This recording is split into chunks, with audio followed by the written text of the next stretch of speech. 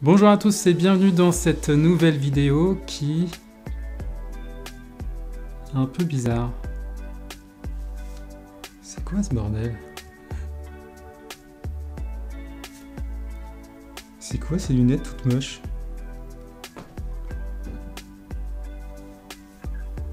Pourquoi je suis en pyjama? Où est passé mon micro? Et d'ailleurs, pourquoi mon pyjama est à l'envers? Ton micro, c'est moi qui l'ai.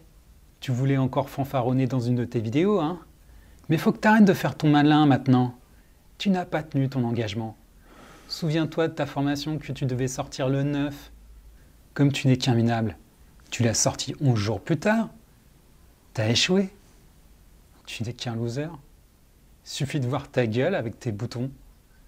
Tu ne peux jamais rien réussir. Encore là, t'as échoué. 11 jours de retard. Ouais, prends-toi la tête. En fait, tu commences à me faire mal au crâne, à me dire des bêtises comme ça. Des bêtises. C'est toi qui as échoué. Est-ce que j'ai vraiment échoué? Non. Mais si. Ok, ma vidéo aurait dû... surtout ma formation aurait dû sortir le 9. Je m'étais fixé au 9. Ok, c'était mon engagement. Mais c'est pas pour autant que ça aurait été une bonne chose.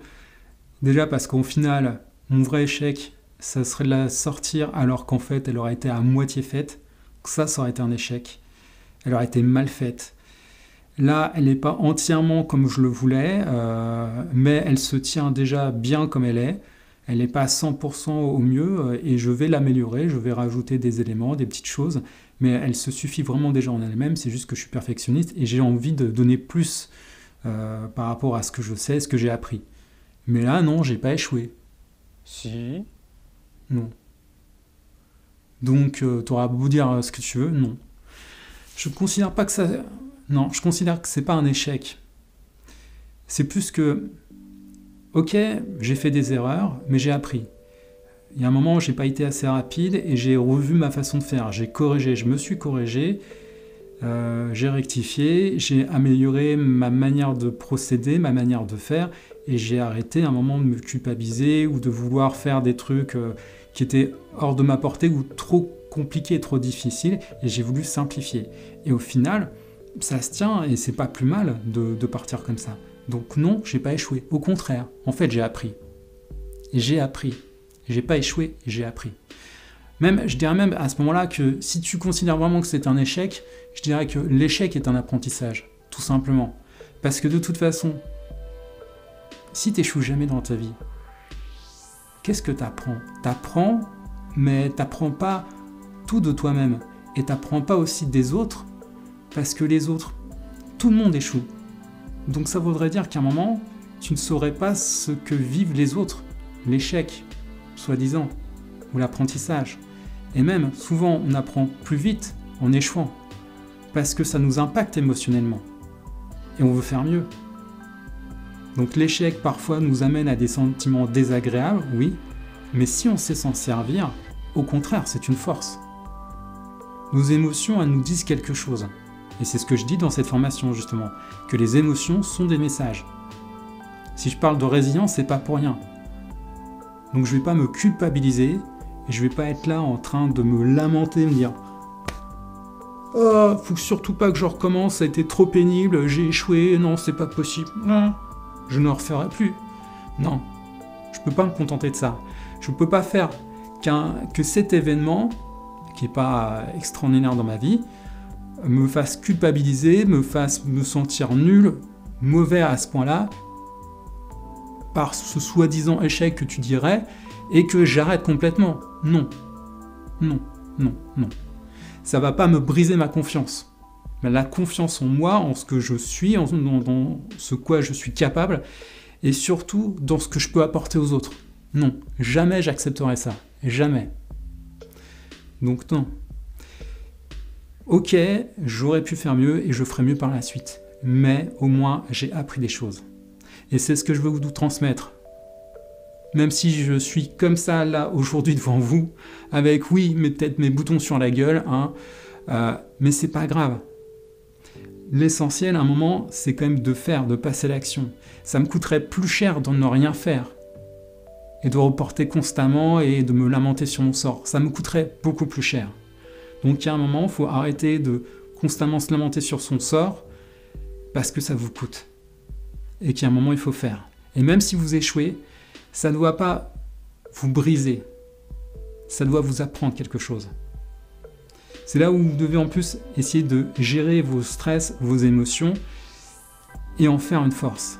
Vos émotions, elles vous disent quelque chose. Le tout après, c'est de savoir qu'elles sont là, de les prendre en considération et de les utiliser. Ça, c'est quelque chose dont je parle justement dans la formation. Si cette formation peut vous intéresser, de toute façon, je mets un lien dans la description de cette vidéo. Mais voilà, il ne faut pas à un moment se lamenter constamment, se dire j'ai échoué ou avoir cette baisse de confiance. Et même à un moment, il faut arriver à retrouver notre confiance en nous. Parce que souvent, on s'est bloqué dans des cas, dans des circonstances, dans des choses qu'on pourrait faire parce qu'on manquait de cette confiance. Combien de fois j'ai des amis ou j'ai des gens qui m'ont proposé des projets vidéo et je me disais, je me sens pas à la hauteur de ce projet. Alors que pourtant, j'aurais certainement pu l'être et j'aurais même appris sur le tas. Et c'est souvent comme ça d'ailleurs qu'on apprend le plus, c'est en apprenant sur le tas. Et là, on est confronté à la réalité et on essaie de se surpasser. Et c'est ce que j'ai fait à des moments. Je me suis surpassé. C'est là où je suis devenu vraiment meilleur encore. Et c'est souvent d'ailleurs en se confrontant au meilleur qu'on devient le meilleur soi-même. Ou qu'on devient parmi après les meilleurs. C'est ce que j'ai appris quand je faisais du judo. En restant avec des gens de mon niveau, c'était sympa, ok, mais je restais dans une certaine, ce qu'on appelle une zone de confort. Mais quand je me confrontais à des gens plus forts que moi, et notamment mon prof, enfin mes profs, parce que j'en ai eu même plusieurs, ou d'autres élèves aussi qui étaient plus gradés que moi, eh bien c'est là où j'apprenais, parce qu'ils avaient de nouvelles techniques, je devais essayer justement de m'adapter à eux, de trouver encore de nouvelles choses, d'apprendre aussi d'eux-mêmes, parce que eux, ils ont des techniques différentes, ils ont peut-être appris des choses différentes, donc j'apprends aussi en même temps qu'ils me les font, j'apprends par le faire, et je vois aussi ce que moi je peux en sortir, et aussi quand j'essaie de reproduire ça à mon tour, eux, ils essaient peut-être de le contrer avec des choses que eux, ils ont déjà appris. Ils ne sont pas en train de les découvrir, en train de les essayer, ils ont déjà aussi appris parfois les feintes de cette même technique que je viens d'apprendre d'eux. Et donc encore là, j'apprends encore plus vite. Il faut pouvoir utiliser ça. Donc ouais, en réalisant cette formation, il y avait des choses que je sentais déjà par rapport à la limite de temps, les possibilités et autres. C'est quelque chose que je vais du coup davantage établir sur mes prochains projets. Savoir justement qu'est-ce qui est réalisable en termes de temps, de timing, et c'est ce qu'on voit notamment dans l'objectif SMART. Pourtant je connais cet objectif SMART. C'est quelque chose, il y a une autre formation que j'ai commencé à préparer qui s'appelle Construire sa quête, et dans lequel justement je parle de ça. Mais ok, c'est bien beau de vouloir en parler, il y a un moment il faut savoir aussi l'utiliser, l'appliquer, et surtout l'appliquer à soi. Et c'est là où justement on fait la différence. Et là je me suis vraiment rendu compte que, oui, il y a un moment, je ne pouvais pas atteindre mon objectif, il n'était pas smart. Et c'est là où justement je pourrais m'en servir pour les prochaines fois. Et ça devient vraiment d'autant plus intéressant. Donc, mon engagement, ou votre engagement que vous pouvez prendre, des engagements forts, c'est surtout avant pour vous-même. Après, vous pouvez en prendre pour d'autres. L'idéal, bien sûr, c'est toujours de tenir sa parole. Il y a des gens qui vous disent des choses, mais qui ne les font pas. Et à force, justement, d'entendre des choses d'eux, on peut se demander, mais quelles paroles ils ont? Je repensais à quelqu'un hier, là, je me disais, mais parfois je la croise et elle me dit je ferai ceci, je ferai cela, elle ne le fait jamais. Quelle est sa parole au bout du compte? Et au final, ce que j'ai compris, c'est que j'ai plus rien à attendre d'elle. Si elle le fait, tant mieux. Si elle le fait pas, tant pis. Au moins, j'espère pas. Mais c'est dommage. Mais c'est surtout en termes de crédibilité, en termes de parole. C'est pour ça que j'essaye au maximum, mais je reste un être humain, de tenir ma parole. Là, j'ai voulu tenir mon engagement. J'ai pas réussi à le tenir, je suis sincère avec vous, mais n'empêche que j'ai appris derrière et que cet engagement, si je ne l'avais pas pris, il m'aurait pas poussé autant. Et encore là, voilà, se confronter parfois à des difficultés, aller sur le terrain, et je reviens donc à ce que je disais, c'est là où justement on se challenge et on apprend le plus et on voit justement comment on peut faire, comment on peut rectifier. Et on essaie d'utiliser ce qu'on appelle aussi le 80-20, voir qu'est-ce qui est le plus productif par rapport à ce qu'on a à faire. Il y a un moment où des fois on s'acharne à faire des petits trucs, des machins, qui prennent du temps et qui ne sont pas forcément utiles et pertinents. Oui, c'est mieux, c'est un petit plus. Mais parfois, à les faire, ça nous prend trop de temps. Donc, vaut mieux se concentrer sur les 80% qui nous ramènent le plus de résultats, au lieu de s'acharner sur les 20% qui sont le plus, qui sont bien, et qui prennent parfois trop de temps et d'énergie. C'est ce que j'ai revu dans cette formation, justement, en la faisant, et même si de temps en temps, je suis retombé dans le travers plutôt du 20%, parce que j'ai un côté perfectionniste, et j'aime bien des petites choses et autres. Donc je me suis dit à un moment, ok, il y a des trucs que j'améliorerai plus tard. C'est pas grave. L'important à un moment, c'est pouvoir délivrer et le maximum. J'ai apporté des choses. Cette formation, elle peut vous apporter. J'en suis convaincu, elle peut apporter à tout le monde. Tout le monde est stressé à un moment dans sa vie. Tout le monde a des moments de stress. Comment gérer son stress? On a tous eu des moments aussi douloureux dans notre vie. Tous. Des déceptions amoureuses, des pertes de proches, peut-être des licenciements, des choses comme ça. Mais il y en a certaines qu'on a surmontées et qui nous ont appris justement, qui nous ont rendus plus forts. Mais il y en a d'autres, au contraire, elles ne nous ont pas rendus plus forts. On dit que ce qui ne tue pas nous rend plus forts. C'est faux. Il y a des choses qui nous affectent clairement. Il y a des choses dont on n'apprend pas aussi. Souvent on apprend, il faut l'utiliser, c'est le feedback, c'est super important, mais des fois on n'apprend pas. Et des fois on retombe dans les mêmes travers. Et parfois même on se crée derrière ce qu'on appelle une inversion psychologique. Quelque chose qui va nous bloquer comme ça inconsciemment. Et justement, j'apprends dans cette formation comment casser ces inversions psychologiques. Comment les casser, comment les briser. Quelque chose qui nous a retenus comme ça. On a des prisons, on a une prison à l'intérieur de nous. Une partie de nous-mêmes qui nous retient. Pas pour notre mal, pour nous protéger. Mais au final, dans notre vie, dans nos actions, ça nous impacte et ça nous fait du mal aussi en quelque sorte. Même si pour le but premier, c'est nous protéger. Donc ok, voyons voir ensemble comment justement on peut surmonter ça. Comment on peut surmonter son stress, ces émotions qui parfois vont au-delà de nous-mêmes.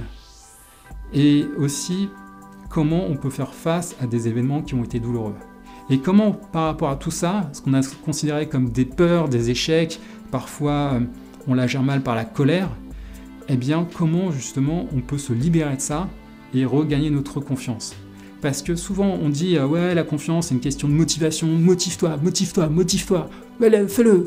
Et on regarde des vidéos de motivation et on va à des séminaires, on va ceci, on va cela. Mais ça ne dure qu'un temps la motivation. L'autre truc qui va pouvoir tenir, ça va être les habitudes. Les habitudes, c'est quelque chose qui s'ancre dans le temps. C'est bien, ok, c'est fort, c'est puissant. Mais ça reste compliqué à mettre en place. C'est une difficulté et ça a ses limites aussi, je dirais. Surtout déjà arriver à les mettre en place, ça a ses grandes difficultés. Par contre, si on arrive à casser justement ce qui nous a mis comme ça, qui nous a flingué ou qui nous a programmé dans des choses négatives, des négatifs, des croyances limitantes, si on arrive à casser ça, si on arrive à casser notamment surtout les émotions qu'on a eues, qui nous ont amenés justement à être comme ça, on s'en libère et là, on peut être confiant. Donc il y a plusieurs manières d'aborder la confiance en soi. Il y a la confiance en soi par la motivation, par des choses qui vont, tac, à un moment s'éclaircir dans notre tête. Ça arrive. Je me souviens d'ailleurs, la première fois que j'ai embrassé une fille, je parle d'un moment du coup personnel comme ça, j'avais pas du tout confiance en moi, j'étais complètement coincé. Je vais pas vous expliquer tous les détails, mais il y a un moment dans ma tête, ça s'est arrêté de parler.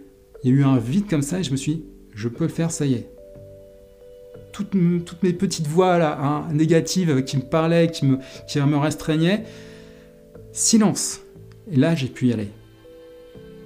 Ma confiance était là. Il n'y avait plus ces petites voix comme ça qui étaient en train de me casser, en train de me... Non, c'était fini. Le silence, j'ai profité de ça. Il y a des moments comme ça, des sortes de moments d'étincelles dans le noir, dont il faut profiter. Et c'est ça aussi, je pense, qu'il faut utiliser parfois dans la confiance en soi.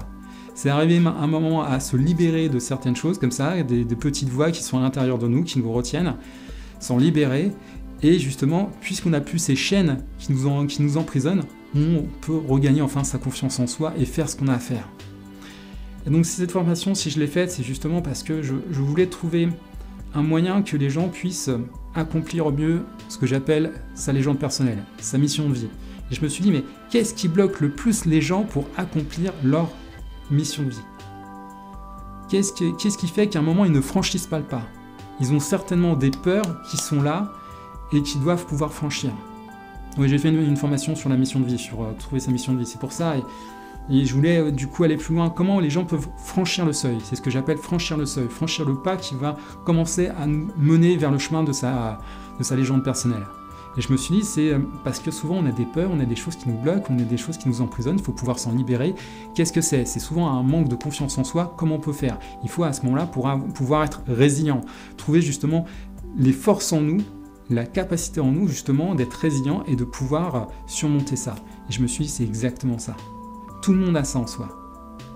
Et je pense que la plus grande chose que je pouvais du coup apporter aux gens, un peu au monde, c'est justement savoir comment on peut affronter nos peurs, nos difficultés, ce qui nous est arrivé, nos moments douloureux, être résilient.